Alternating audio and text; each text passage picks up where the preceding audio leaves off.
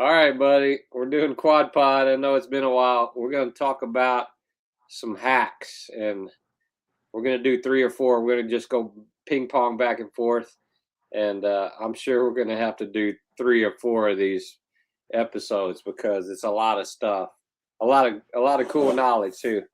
All right, my first one, stuff something I use every day, a lap tray, and a guy gave me this 30 years ago just for me to try. And I was like, man, I'm never going to use that. You can send it for me to try. Dude, I use that every day, half of the day to make meals, breakfast, carry stuff, hot stuff from the stove or microwave to the table. To that, I've taken it to the grocery store every now and then. That for a quad or even a para, that just get a little cutting board with that little hole in it so you can grab it easily. It's easy for a quad to grab, and then just put get some of that non-slip material and with the sticky back and put it on both sides, and you're good to go. All right, go. Absolutely wonderful. You stole my top one. Was a non-skid, non-slip mat. I just use a piece of rubber that's about the size of that board you have, and I'm telling you, it saves you from dropping shit. So one of the things, one of my hacks is I used to try to put the toothpaste on the toothbrush, and then you go to pick up the toothbrush and it tips over or whatever. Now I just take the toothpaste, squirt it in my mouth, and brush my teeth. Way easier than trying to put it on a brush. I never thought of that. It's a good idea.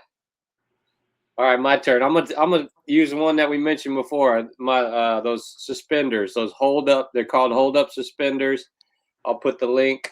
And man, even when I wear shorts, any pants, it just keeps them up when you're transferring. It that if you've ever gone without it for a while and you get them, it's addicting. Every day, especially when you're traveling alone and doing stuff alone. You can't be asking strangers to pull your pants up for you. Depends what she looks like. Um, so I'll go next. Gloves. These are just weightlifting gloves, and they're only in the teens. So I use that, and then I use these gloves because they're easy to get on and off. You know what I mean? You just slip your hand Those in are there. terrible. Love them. I love Those them. are, They're great for pushing. When I go out for my rides, this is what I wear. But the key is I probably have 10 pairs of gloves. I keep an extra set of gloves in my car. I keep a set of gloves in my garage, and I have one or two just because sometimes, if they break or I forget a pair of gloves, I don't want to have to go all the way into the house. And you know what? They save your hands more than the marks on your hands. If you don't wear gloves, eventually you will get crazy oh yeah, hand nerve pain. So I get gloves, I get these Hatch gloves off of Sport Aid. They're hard to find now, but I've got 10 pair too, buddy. I can buy them you 10 know to what? 12. Yeah, and I just leave them in certain places because sometimes I don't use gloves in the house, but I find if I'm busy and moving from space to space, I'll even put them on in the house. And like I said, I've got probably 5 pair in the garage, my van, my bedroom. I'll keep one in the family room. And if I'm busy, man, I go through them. So that's my next hack. I always keep an older pair handy because when it's going to be wet outside, that really ruins Yes. your gloves like nothing else. So I put on an old pair. All right, let me go.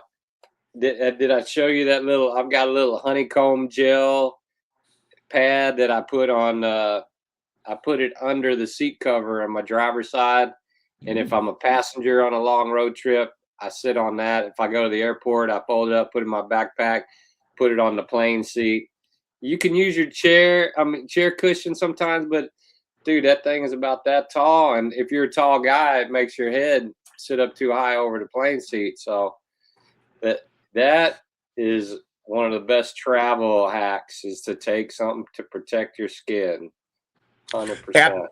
Absolutely. And you're right. I usually take an old cushion and leave it about halfway deflated for a plane ride.